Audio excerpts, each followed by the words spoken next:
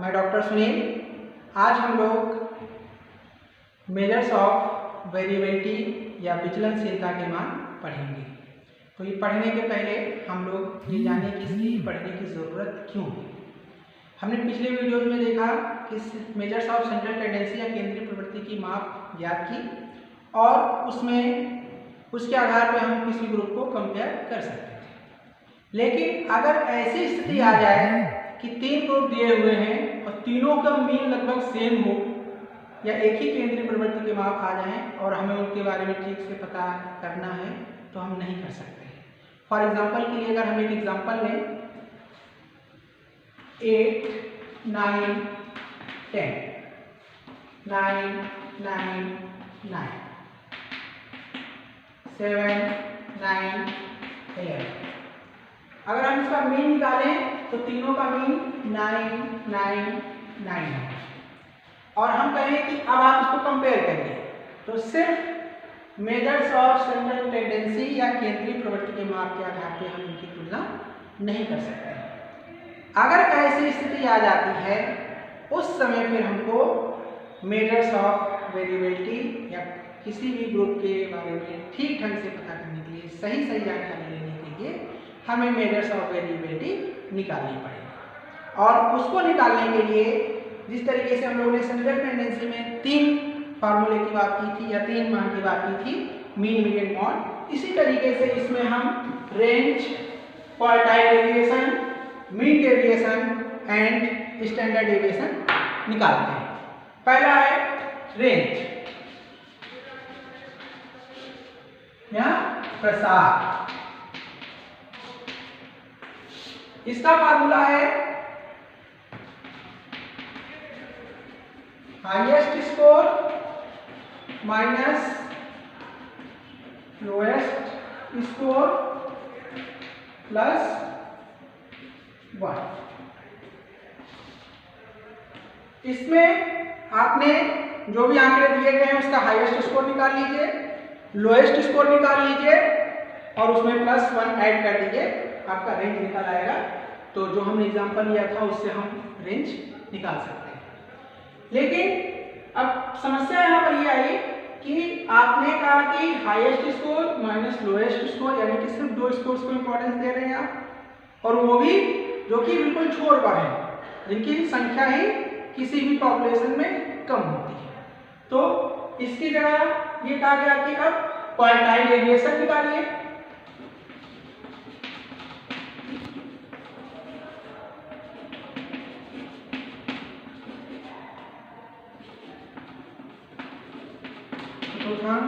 विचलन, इसमें क्या किया गया कि एक तरीके से ये कहा गया कि जो मैक्सिमम स्कोर होती है वो बीच में होती है।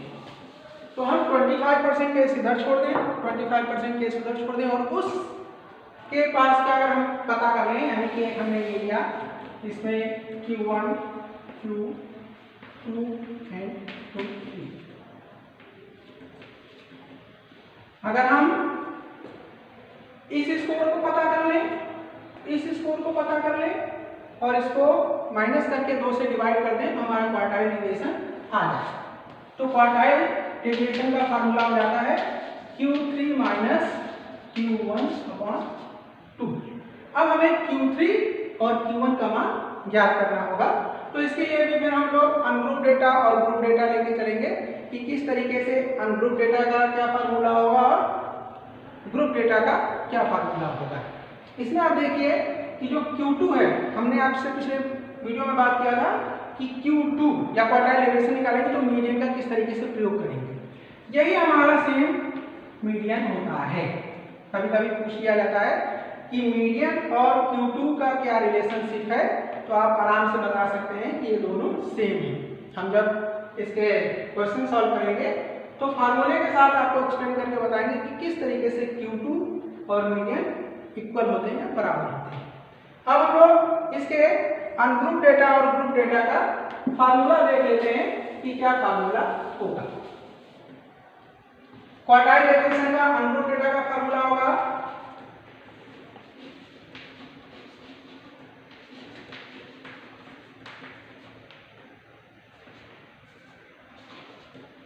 इसमें हमें Q3 पता करना होगा और Q1 पता करना होगा। तो Q3 का फार्मूला होगा 3n/4 प्लस 0.5 इसको, और Q1 का फार्मूला होगा n/4 प्लस 0.5 इसको। इससे हम Q3 ज्ञात कर लेंगे, इससे हम Q1 ज्ञात कर लेंगे, और फिर Q3 का मान रख के Q1 का मान रख के हटा देंगे, 2 से डिवाइड कर देंगे, अनग्रुप डेटा का क्वार्टाइल डेविएशन आ जाएगा। अगर हमारे पास ग्रुप डाटा है उस समय हम क्या करेंगे, उस समय हमारा फार्मूला इसका अलग हो जाएगा।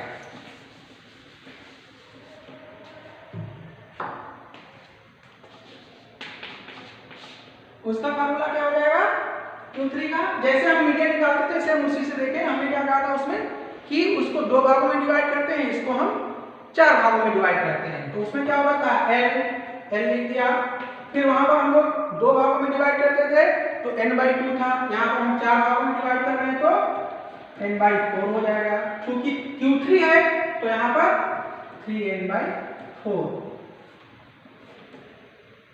इस तरीके से करें 3n/4 माइनस उसमें भी CF था, यहाँ भी CF होगा, अपॉन F इंटू I।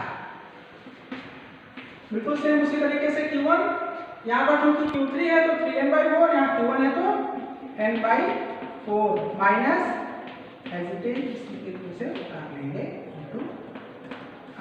तो ये आपका हो जाएगा Q3, और ये हो जाएगा Q, और ये Q3 हो जाएगा और ये Q1 हो जाएगा। फिर वही काम होगा कि क्वार्टाइल डेविएशन के लिए Q3 माइनस Q1/2, Q3 का मान रख देंगे, Q1 का मान रख देंगे, 2 से डिवाइड कर देंगे।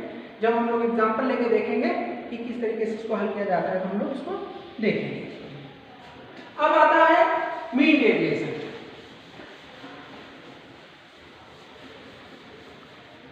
मीन डेविएशन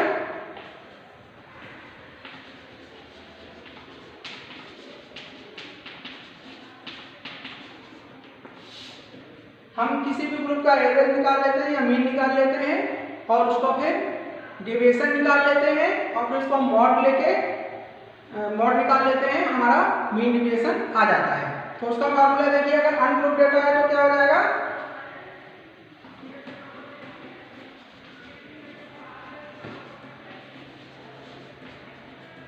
अनग्रुप डेटा का फार्मूला हो जाएगा mean deviation is equal to summation mod d upon n। बिल्कुल सेम देखिए आप, जिस तरीके से हम लोग मीन निकालते थे, समेशन और मॉड d, ये d का मतलब है कि डेविएशन फ्रॉम मीन, जो एक्चुअल मीन होगा उससे हम इसको डेविएशन निकालेंगे, विचलनशीलता निकालेंगे। और मॉड का मतलब है कि जो अगर इसकी कोई माइनस की वैल्यू आती है तो वो उसमें एब्जॉर्ब हो जाएगी, यानी कि माइनस की वैल्यू समाप्त हो जाएगी, प्लस की वैल्यू में हो जाएगा, यानी कि जो भी वैल्यू हम रखेंगे उसको हम ऐड करेंगे। फिर आएगा हमारा ग्रुप डेटा। ग्रुप डेटा में बिल्कुल सेम उसी तरीके से जिस तरीके से हम मीन निकालते थे, और मीन में हम क्या करते थे FD, तो इसमें भी होगा समेशन FD अपॉन n। यहाँ भी वही होगा कि d हो जाएगा डेविएशन फ्रॉम एक्चुअल मीन। इसमें भी समस्या है। अब हम जो देखते हैं इसमें कि स्टैंडर्ड डेविएशन, चौथा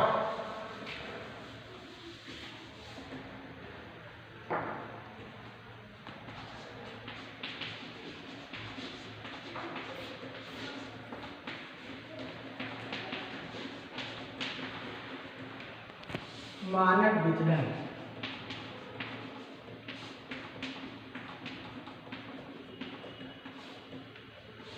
मानक विचलन बिल्कुल मीन की तरह ही बहुत अधिक विश्वसनीय है, क्योंकि हम इसमें भी सारे स्कोर्स को इम्पोर्टेंस देते हैं। जिस तरीके से हम मीन में सारे स्कोर्स को इम्पोर्टेंस देते थे, सेम उसी तरीके से इसमें हम सारे स्कोर्स को इम्पोर्टेंस देते हैं। अब इसमें फॉर्मूला आएगा अनग्रुप डाटा का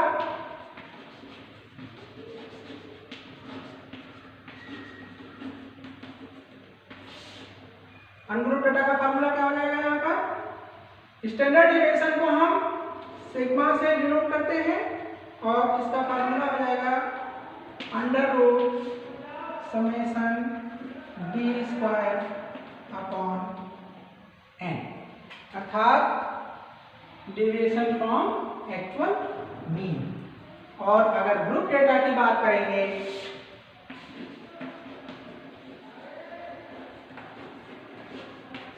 तो बिल्कुल सेम उसी तरीके से जैसे हम लोग मीन में डायरेक्ट मेथड और शॉर्ट मेथड लगाते थे, सेम उसी तरीके से इसमें डायरेक्ट मेथड और शॉर्ट मेथड का फार्मूला लगाया जाएगा। तो पहले हम लोग देखते हैं direct method.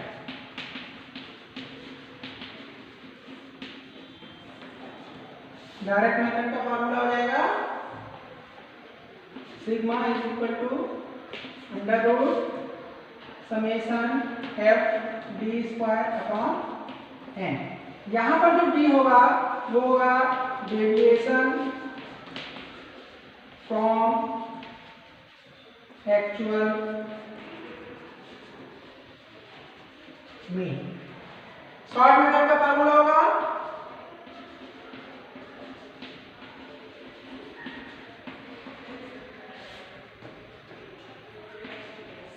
Sigma is equal to I summation F D square upon N minus summation F D upon N का होल स्क्वायर। अब देखिए दोनों में डी है लेकिन दोनों के डी में अंतर है। ये जो डी होगा वो होगा डेविएशन फ्रॉम एज्यूम मीन।